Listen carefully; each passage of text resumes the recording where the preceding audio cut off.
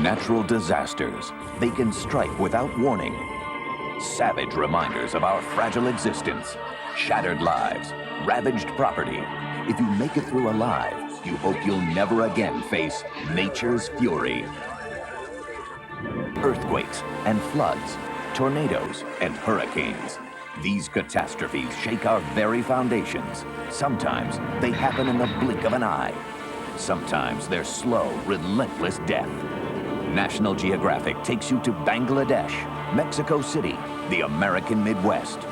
All over the world, nature's unleashed power kills thousands of people and leaves thousands more to pick up the pieces in despair.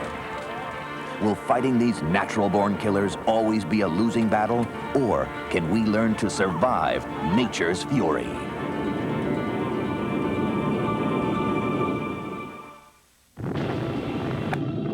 Where there's smoke, there's fire. And where there's a volcano, that's where you'll find Maurice and Katja Kraft. From Iceland to Hawaii, these death-defying scientists risk their lives in hot pursuit of active volcanoes. Their tools are cameras. Their mission is to capture nature's most powerful spectacle on film. Join National Geographic on this unforgettable journey to the edge of the volcano.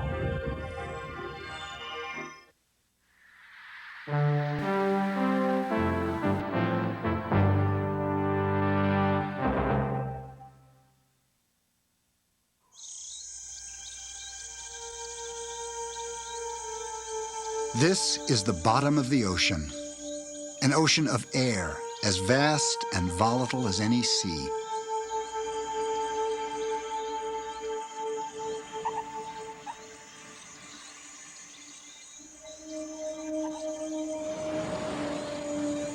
Above the Earth's surface, currents ebb and flow.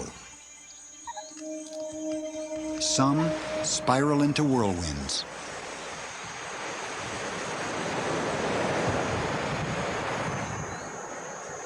The dust devil has more bluster than bite. Other twisters are downright deadly.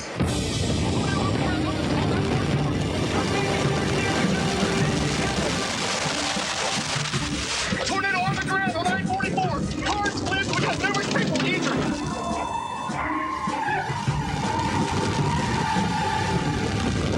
Get away from the windows. A tree just blew over. Wow, look at that tree over there. Look at the house. Get away from the windows. Get away. Tornadoes pack the fastest winds on Earth. But in magnitude, this spinning giant goes unmatched.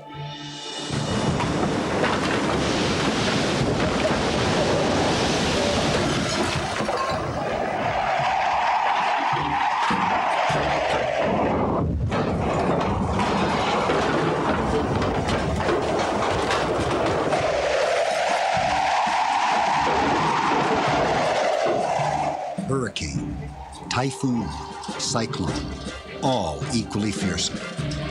By any name, the greatest storms on Earth.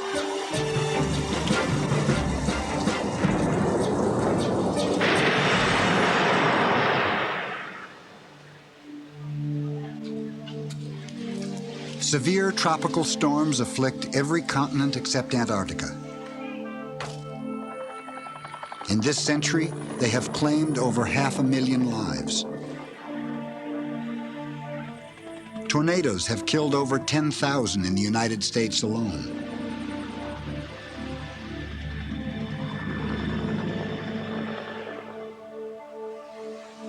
Today, electronic eyes pierce the atmosphere and map its shifting winds. Scientists chart the anatomy of a storm. Their sensors record speed and bearing. Make it the same level as the tripod. But none can predict the birth of a killer.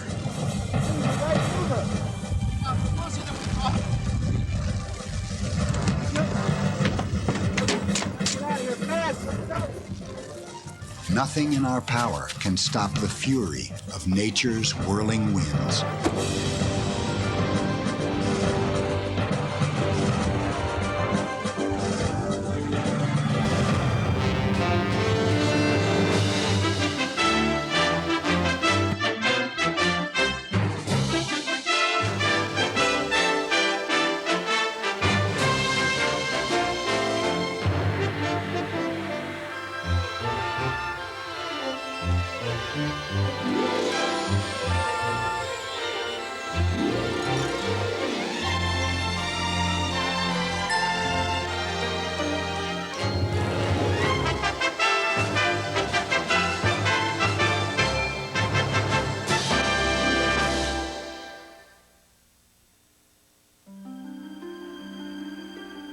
Early spring, 1991. A southern sun heats the waters of the Gulf of Mexico.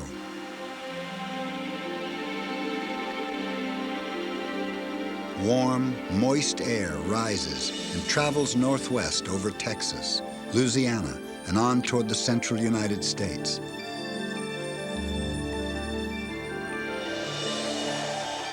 More than 1,000 miles away, cool, dry air rushes south from Canada.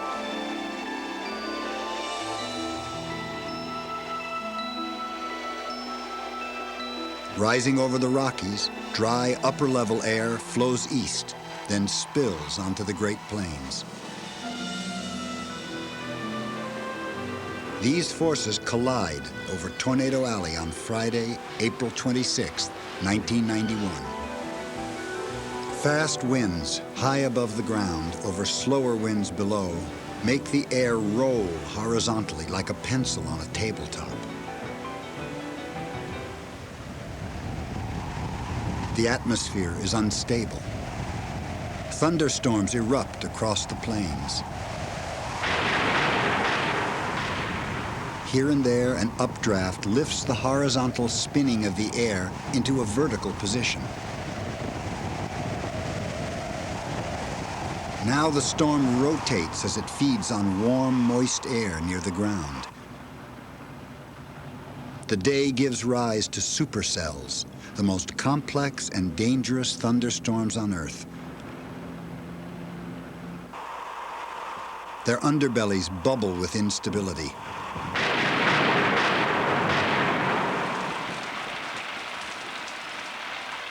Lightning and hail are the least of their threats. Under the right conditions, they can also spawn monsters.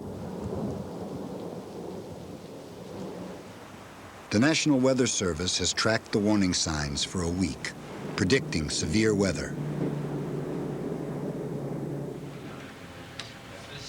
By April 26, the conditions are textbook perfect for a major outbreak of tornadoes.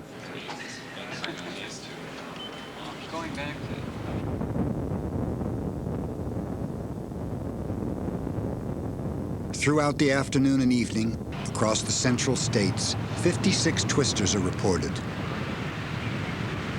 In the Hayesville area to get some more information on that tornado. Honey, be careful. It's going to be around 55th South and Is it going away from us? Officers are reporting maybe 10 to 15 houses in Hayesville that have been damaged by the tornado. Is it going away from us? They're saying that there's going to be damage in the area of 55th and Broadway and also 53rd Street South. I sure hope you're right.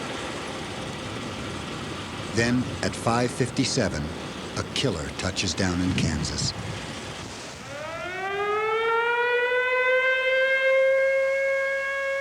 In Wichita, residents are sitting down to dinner when warnings send them running to basements and storm shelters. Look at the stuff floating in the air, Ginger. Take cover. Around 6:20, the tornado takes on a pinkish hue as it pulverizes a nursery full of geraniums.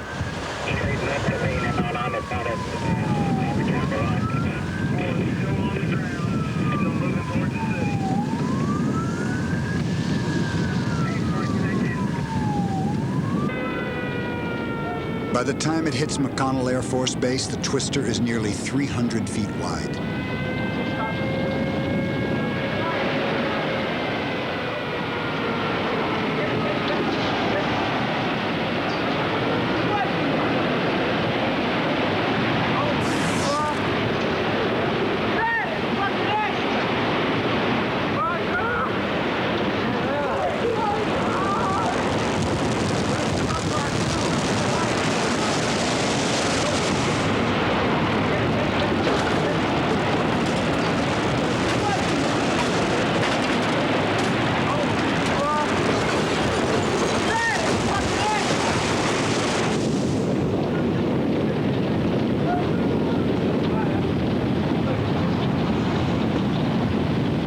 Base hospital, school, rec center, and over 100 housing units are leveled.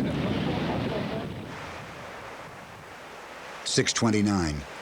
In Andover, the town siren fails, but most residents heed warnings by police and news reports.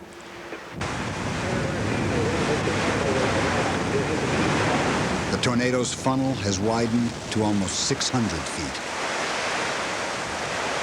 At 6:40, it tears through the Golden Spur Mobile Home Park. The twister finally dissipates northeast of Andover. Within minutes, its parent storm drops another funnel along the Kansas Turnpike. Can you get in the left lane, Greg? Yeah. Oh, that didn't help us. Go back. You're okay, you're okay. Keep going, man, keep going.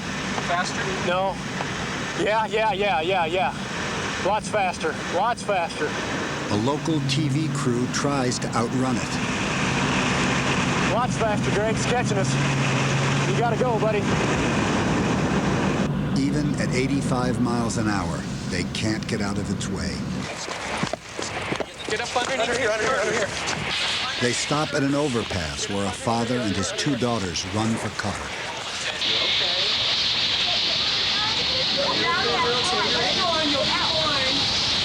Hang on to the girder. Don't worry about it. Just hang on. Now what do you do?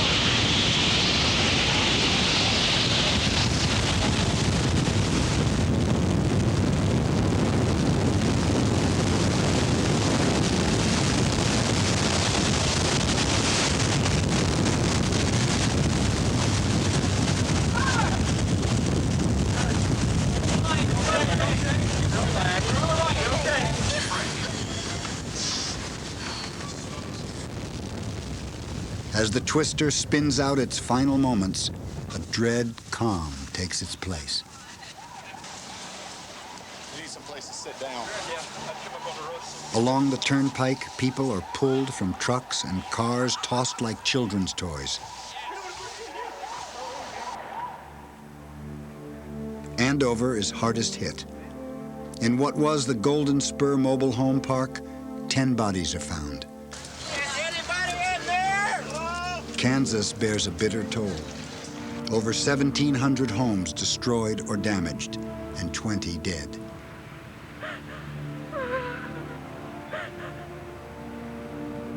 Survivors will never forget. The car was hovering. It was about 3 foot off the ground, just sort of floating in the air. Then all of a sudden, the car left and went right out the roof. What looked like typing paper floating around was really not. It was like garage doors and window frames, parts of houses. Ambushed on a country road, Brooke Ibarra took shelter under the nearest tree. In a flash, she was airborne, then dropped 1,000 feet away. The cows all of a sudden started running like a stampede. I was picked up by the tornado, and there was all sorts of debris. One thing I remember was the cow that flew past me. He was screaming. And then before I knew it, it was over, and I was just laying in the field next to a tractor engine. Wounds are healed, neighborhoods rise from the rubble. The human spirit endures. Such is life in Tornado Alley, USA. Midwesterners once called them cyclones. Early photographs and motion pictures held viewers spellbound. Tornadoes begat their own myths. Some claimed they fused coins in people's pockets and cooked potatoes in the ground. In truth, they make airborne missiles of everyday objects. Some have deposited heirlooms 40 miles from home. Do they pluck feathers from chickens? No. Blame that on sheer fright. They inspire no less terror in people. April 3rd and 4th, 1974. In the largest outbreak on record, 148 tornadoes race across 13 states. March 18th, 1925, the deadliest tornado in history leaves the longest path. 219 miles of continuous devastation, 689 dead.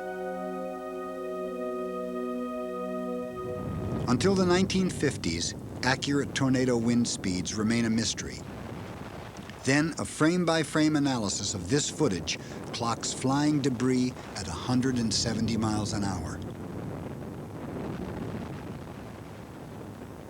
Tornado science takes a leap forward in 1953 when Dr. Ted Fujita leaves Japan for the American Midwest.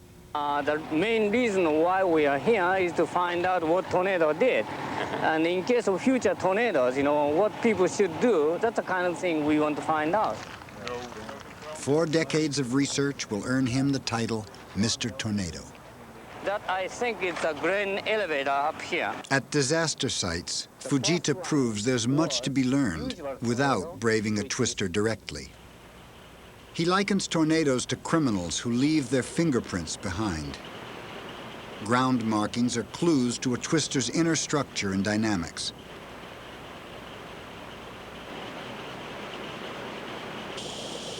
To test his theories, he builds a tornado machine at the University of Chicago. He discovers that most strong tornadoes are actually several small twisters rotating around the center of a larger one. These mini tornadoes can lay waste to one house, yet leave its neighbor unscathed. Fujita's ideas have been amply confirmed in nature and remain a cornerstone of tornado science.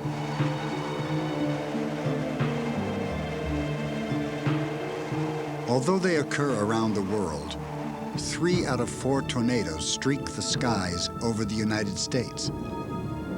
They favor the springtime and the warm hours between noon and sunset. We say a tornado touches down. It actually sucks in air from near the ground and carries it upward in a spiral.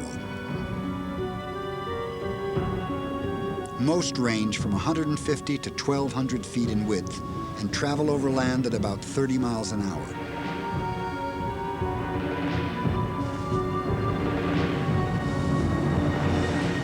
The funnel is often hollow, a tube of condensed water vapor that takes on the color of dust and debris. In North America, most tornadoes rotate counterclockwise. Perhaps 1 in 1,000 spins in the opposite direction.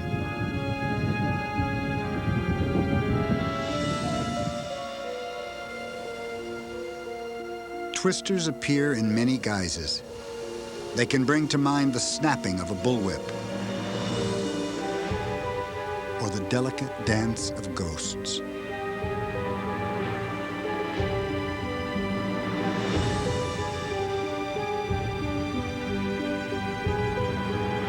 A single storm can spawn several distinct funnels, a grouping referred to as a family. For all their fury, most tornadoes are short-lived. Many last only minutes. To the scientists who would study them, they are elusive prey. How to penetrate the twister's secrets? Aiming weather balloons and instrumented rockets into tornadoes have yielded limited results.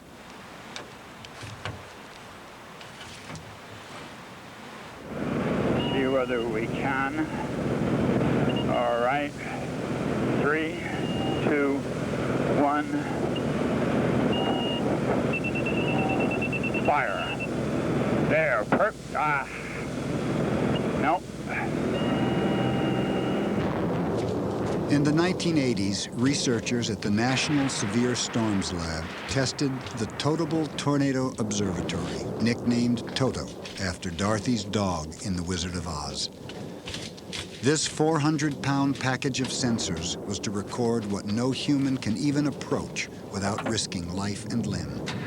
But predicting the path of a tornado proved to be nearly impossible. Toto had one close call, no direct hits.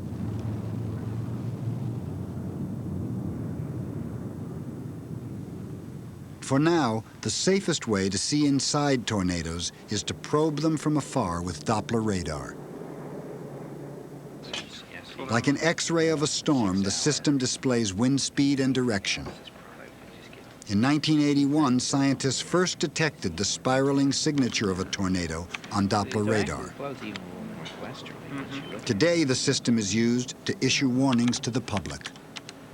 So it may be that we simply don't heat up enough. Still, we're not exactly sure why twisters form at all. We probably could produce a higher base storm. For Howard Bluestein, professor of meteorology at the University of Oklahoma, there's only one way to find out. Satellite pictures are nice, radar pictures are nice, but you need to look out the window and see the clouds in their very, very fine scale to get a feeling for what's happening. I don't understand how one can study a phenomenon without actually experiencing it, seeing it or feeling it or tasting it. To me, that sets everything in motion. That makes me want to understand why it's there, what causes it, what's going to happen to it.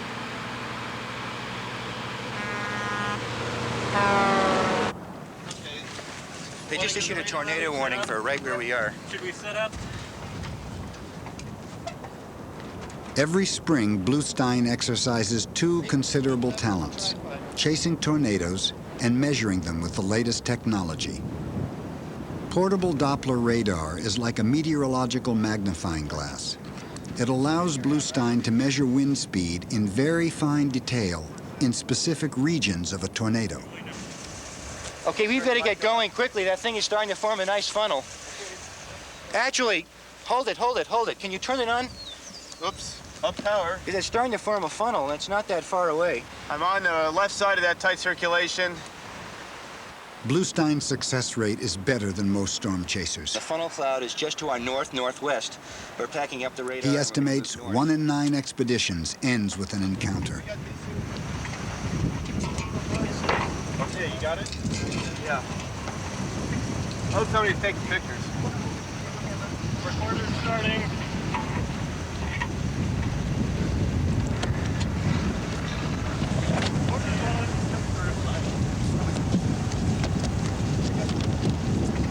Which mode are you in? I'm in CW.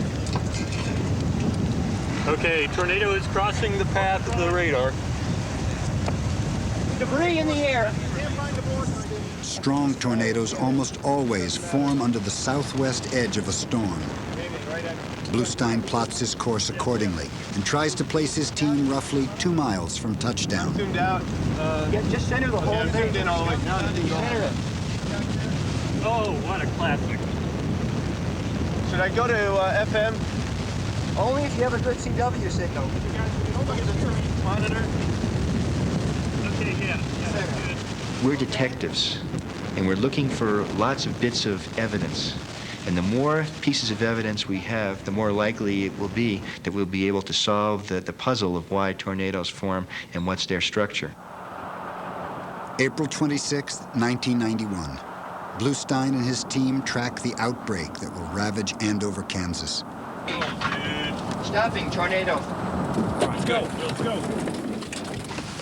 A spectacular funnel stops them in Red Rock, Oklahoma. Their Doppler radar will capture the fastest wind speed on record, nearly 280 miles an hour.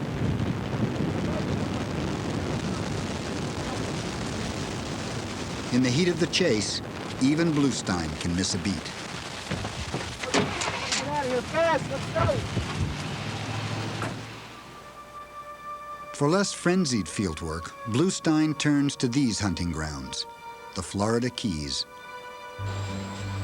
August 1993. The National Oceanic and Atmospheric Administration and the National Geographic Society reunite Bluestein with Dr. Joseph Golden, Expedition Chief Scientist. As a graduate student, Bluestein once joined Golden to explore the skies over Key West.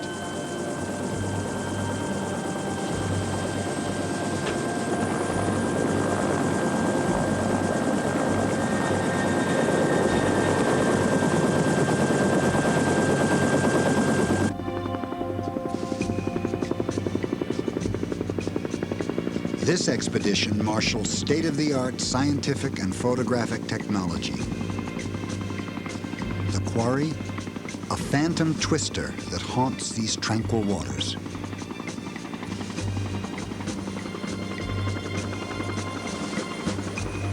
In 1967, on a vacation trip, Golden took a sightseeing flight over the Florida Keys and had a chance encounter with one of our atmosphere's most startling apparitions.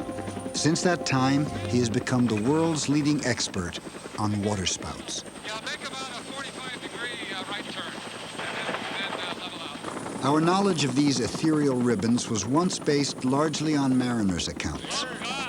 Golden first emphasized their similarities to tornadoes.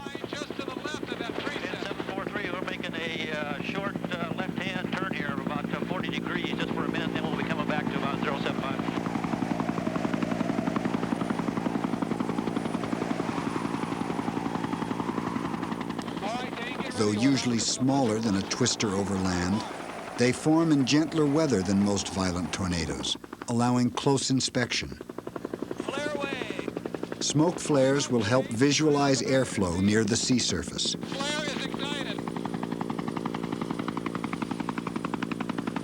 For Bluestein, this is an unparalleled ringside seat.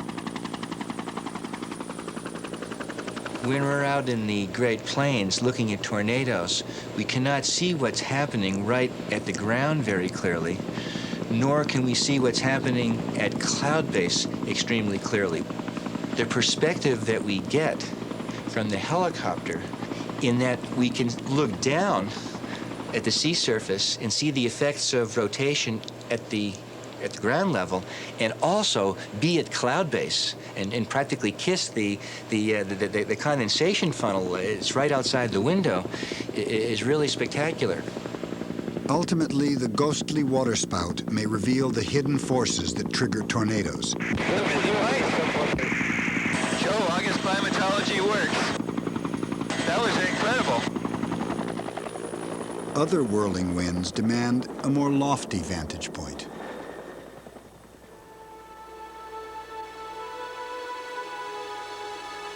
Okay, Declan, as we approach the hurricane from the southwest, you can see we're flying with the Book a seat on the space shuttle for the perfect view of these monsters, over 500 miles wide and some 10 miles high.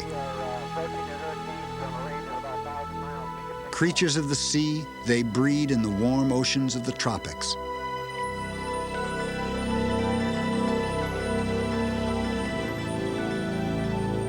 Depending on their birthplace, we call them cyclones, typhoons, or hurricanes. These giants can stir up more than 1 million cubic miles of the Earth's atmosphere every second and travel across an ocean at up to 30 miles an hour. Yet they have humble beginnings. In the summer and fall, the sun heats vast stretches of tropical ocean to over 82 degrees Fahrenheit.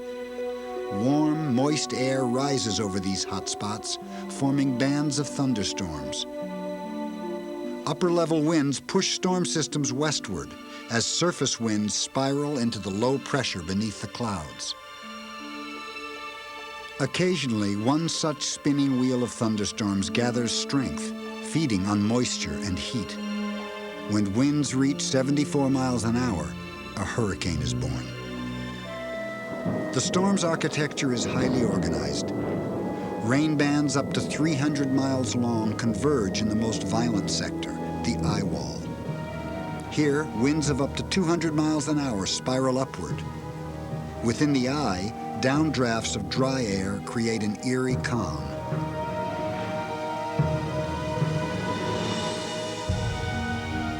Most severe tropical storms spin out their lives uneventfully in the open sea.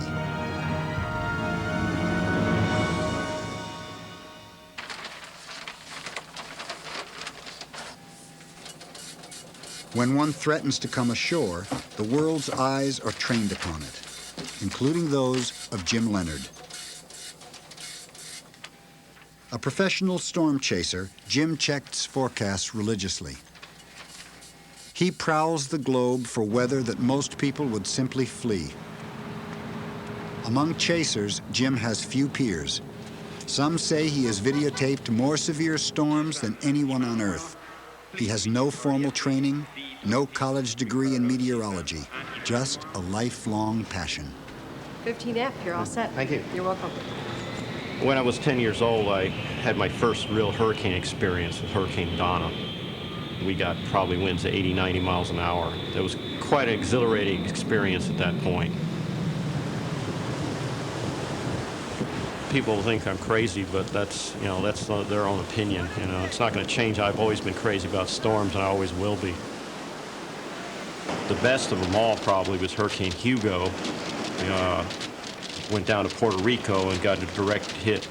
And as it got stronger and stronger, debris was starting to be lifted off the parking lot, and it looked like it was going to get blown back toward us. So we decided at that point to start going down the stairway. As we're going down the stairwell, the rain is being driven into the walls, through the stairs, coming down the stairway, and the wind you see up here squealing. At this point, it's probably in excess of 150 miles an hour. And that was quite an experience. It was like one of the chasers called it the hallway from hell. I have no reason to be in a storm if it's going to scare me. I'll, get to the point, play the safe route as far as I can. But if I want to get that ultimate shot, of course you're going to take some chances. 1992, Typhoon Omar in Guam.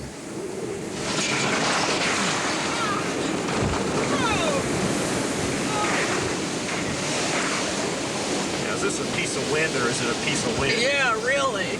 I wouldn't miss a great eye wall like this for anything.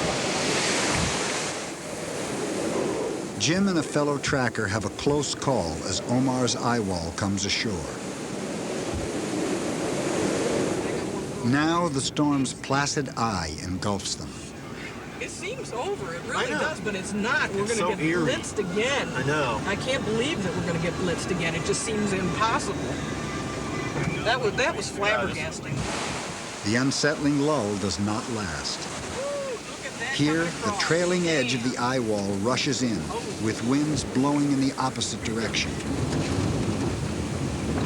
It looked like it was going to wait a few minutes. Yeah, I know. It wasn't coming on. Yeah, if I knew it was this, I would have hurried more. In 1991, Jim achieves a personal best. Typhoon Uri, when it approached the southern part of Guam, I did a little bit of carelessness there, but I got the storm surge shots that I always wanted to get, but the water came up a little faster than I thought it would. Winds and low pressure allow the sea surface to rise near the storm's eye. When it hits land, this mound of water rushes ashore. That's what you call storm surge.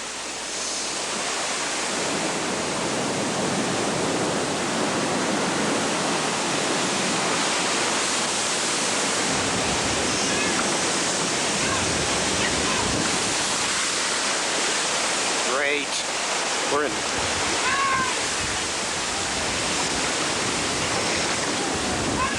Oh, great.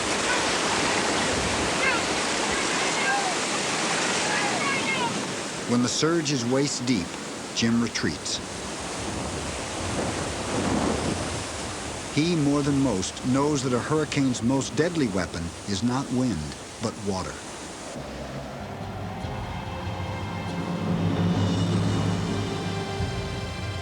Nine out of 10 hurricane victims are drowned by storm surges. They can raise tides more than 20 feet above normal and flood 100 miles of coastline under 10 feet of water.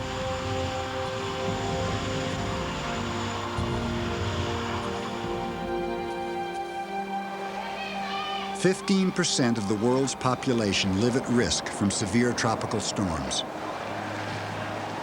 Atlantic hurricanes assault the U.S., Mexico, and the Caribbean. Typhoons born over the western Pacific Ocean batter Japan, China, and the Philippines.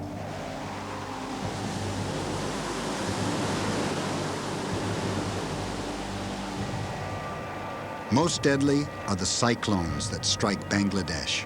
Here, millions farm a river delta in places only inches above sea level. Escape routes are few. Loss of life has been appalling. In a single 1970 storm, over 300,000 dead.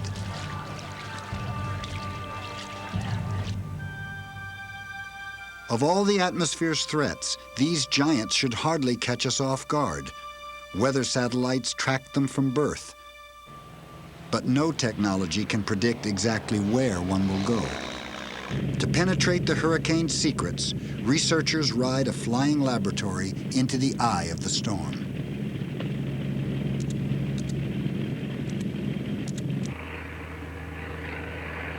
David? Yes, sir. We're going to go in at 10,000 feet. At 10, no? Yeah, we're playing it safe. Looks impressive anyway. We have about 15 miles to the beginning of the wall here. External sensors measure temperature, air pressure, humidity, and wind speed as the plane braves the turbulence of the eye wall. I got 100 knots of wind now. Yeah, I thought it might drop off when it has. Not yet? Up ahead, it looks like it probably won't. We may see some 200 knot gusts there, 25 knot updraft. Okay, we're just coming into the edge now.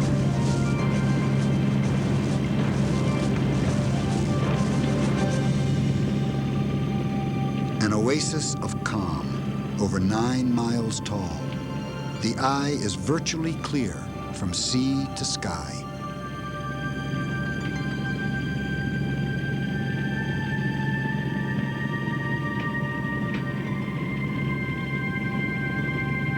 You guys see a center down below there? I think we're just about directly over it. Looks good. I think we got the center here. Okay, I'll mark it. The eye's exact location and vital statistics are sent to forecasters on shore. Data also flows to this meteorological think tank, the Hurricane Research Division in Miami, Florida.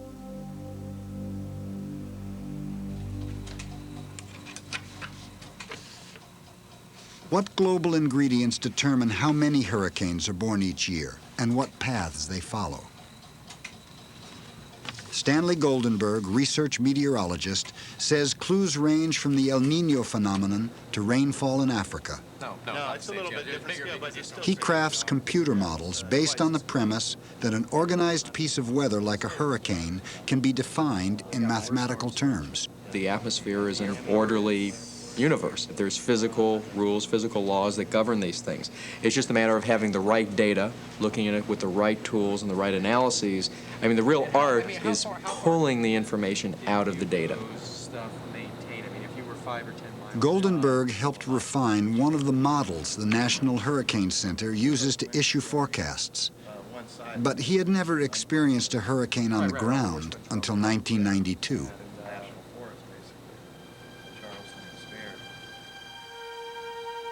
On August 17th, Tropical Storm Andrew takes shape, about halfway between Africa and the Caribbean.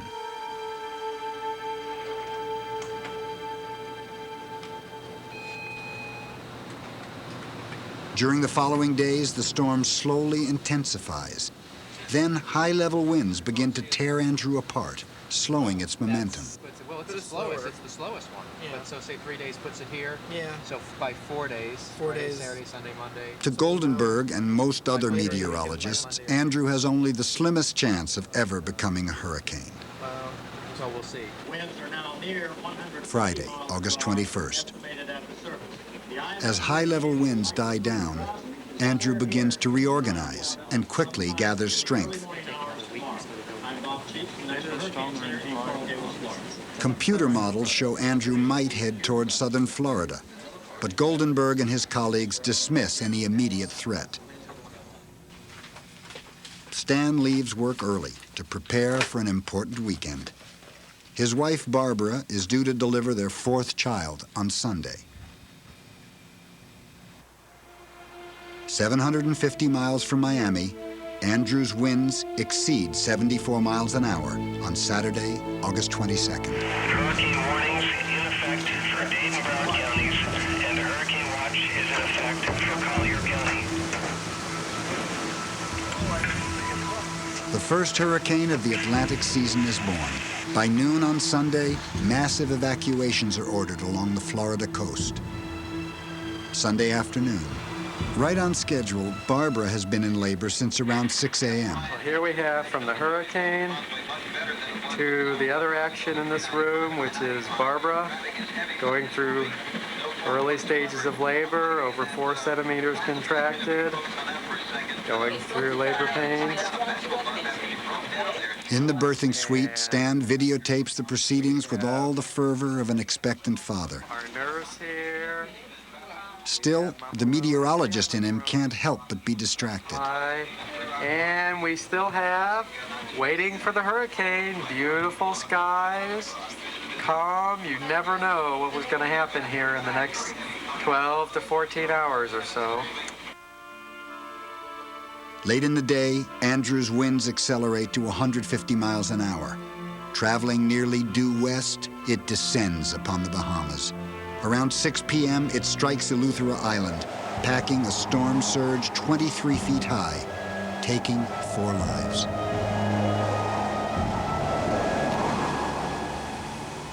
Having a boy makes you feel like a father, and having a girl makes you feel like a daddy, right? There you go. Stan steals a few hours with the new arrival, Pearl, then leaves the hospital.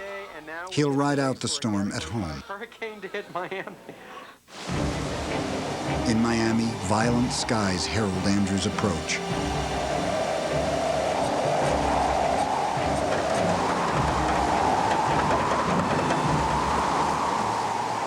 Inland, residents take routine safety measures.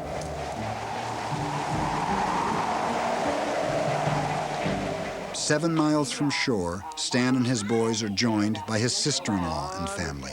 Sunday, 23rd of August. We have the family here, Jonathan and Daniel, Roger, Benjamin, Joseph, Aaron, Reuben. We have Ann, and we're going to weather it out through the storm. Hi, Daniel, say hi. In the dead of night, Andrew suddenly intensifies as it approaches the tip of Florida.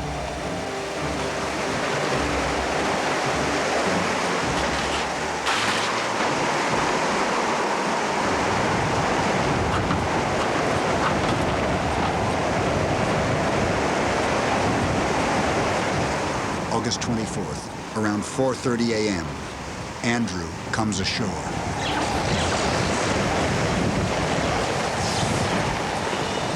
Looks like our TVs are out. Maybe the power is out now for the duration of this. You can hear that outside. You can start to hear the roar outside. In the hallway of the Goldenberg house, winds outside I think are at least 100, 110 miles an hour or more. Aaron, are you okay?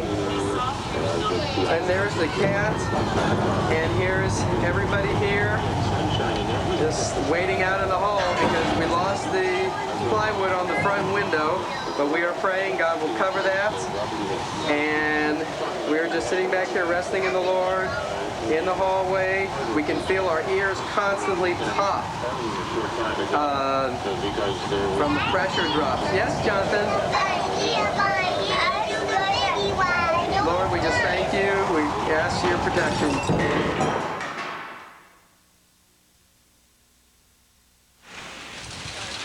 This is Stan at 8:30 in the morning.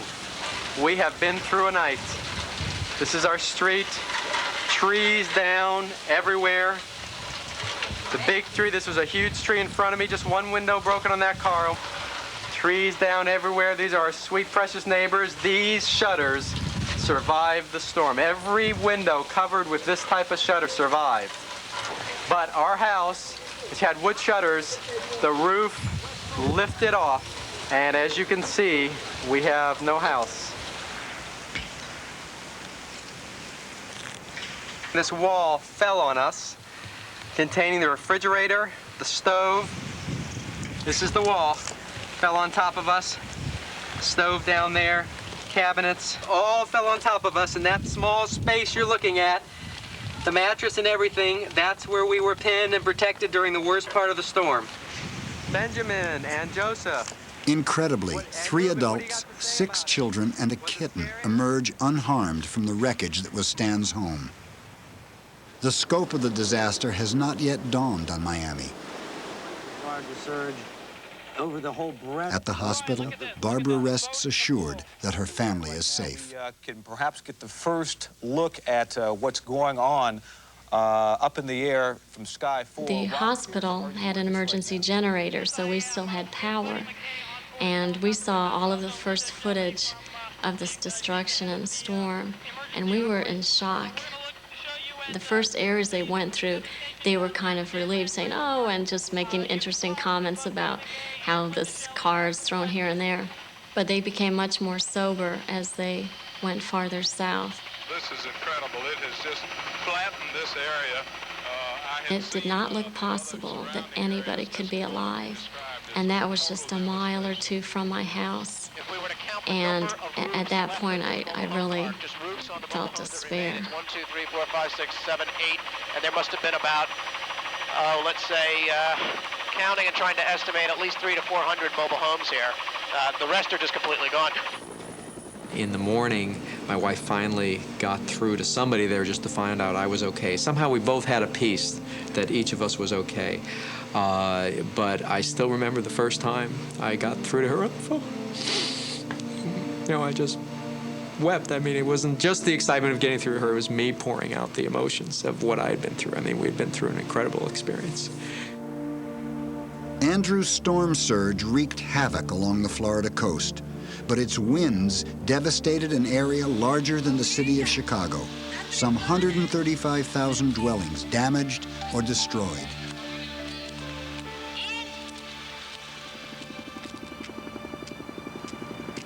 The homeless numbered 160,000. It seemed miraculous only 44 died. Not one official wind gauge survived Andrew's peak winds. No one knew how fast they had gusted. Intrigued, Dr. Ted Fujita, Mr. Tornado, flew to Miami to study the aftermath. Roofs ripped from homes. Trees snapped in half. Concrete beams carried hundreds of feet. Plywood embedded in a tree trunk. Fujita finds evidence of winds up to 200 miles an hour. But his most startling findings come from aerial surveys with local meteorologists. They point out narrow streaks of total devastation near areas with lesser damage. To Fujita, the patterns are eerily familiar. Straight out that way. See the street? There, right across the lake. And those are the elements. He develops a theory that the worst damage in Andrew was caused by mini-swirls, tornado-like rotations, brief but violent, embedded in the eye wall. The theory has personal meaning for Stan Goldenberg. We never expected the kind of damage that we experienced. We had, not only were we in the area of some of the maximum winds of the storm, we had in addition, we believe, an area of more intense winds, probably caused by the mini swirls that Ted Fujita talks about. There was a strip right through my house of homes that were devastated, and I was right in that strip. Stan would relocate his family to a new house. Parts of Florida remain scarred to this day. Andrew also ravaged the Louisiana coast, taking 17 lives. Finally, the storm would vanish over the mid-Atlantic states some 2 weeks after its birth. Andrew was America's costliest disaster, but it had a silver lining. It spared New Orleans, a city defined by water. Repeatedly flooded and drained over the past 3 centuries, the metropolis was built on swampland surrounded by the Mississippi River.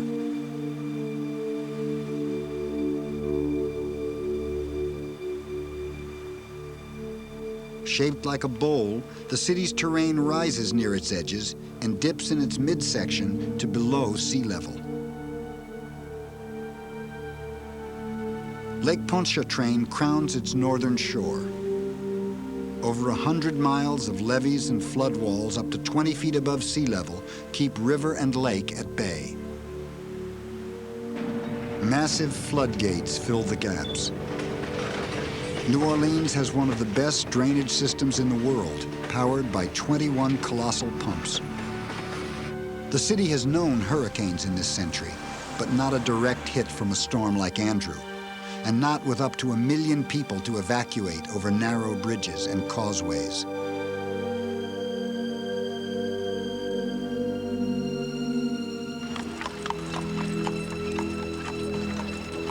Former meteorologist in charge of the New Orleans National Weather Service office, Bill Crouch, fears the levee system provides a false sense of security. It's a two-edged sword because it protects the people's homes most of the time. But if water ever comes over the levees, it's going to get as deep as the levees are tall, and the lake would be 19 or 20 feet deep. This means that in parts of New Orleans that are below sea level, the water could be 30 feet deep. That is, you would not be safe even in a 3-story house. So those are the scenarios we look at, which would force people to go upward into the buildings downtown. And even using that refuge, it's my belief there would still be a great loss of life.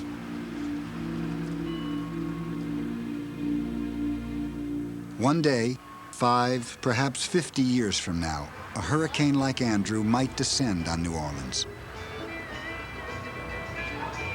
The city might be jammed with tens of thousands of tourists, oblivious to the dangers of hurricanes.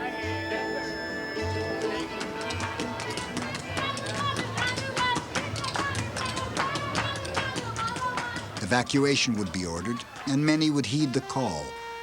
But advanced weather could move in quickly and flood the causeway, knocking out bridges.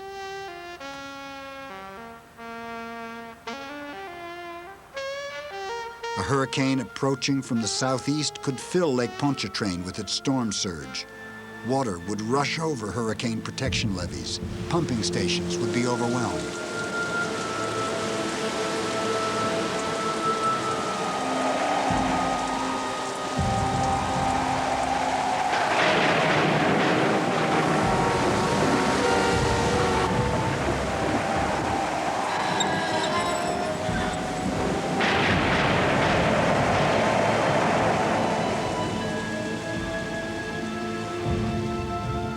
This grim scenario may be imaginary, but the threat is not.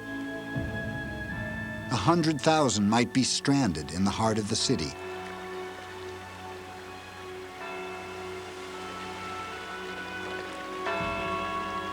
The city of New Orleans has enlisted federal, state, and local emergency management agencies to prepare for just such a nightmare. There are many other potential disasters along the U.S. coastline. It is only a matter of time before another great storm exacts its toll. Nature has given us fair warning. A gossamer veil of atmosphere is all that protects us from the sterile reaches of space. What we call weather is simply the Earth's attempt to balance heat and moisture around the globe.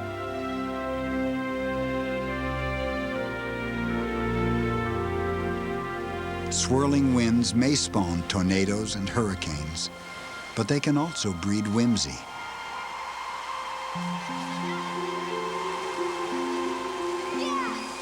A hay devil on a summer afternoon.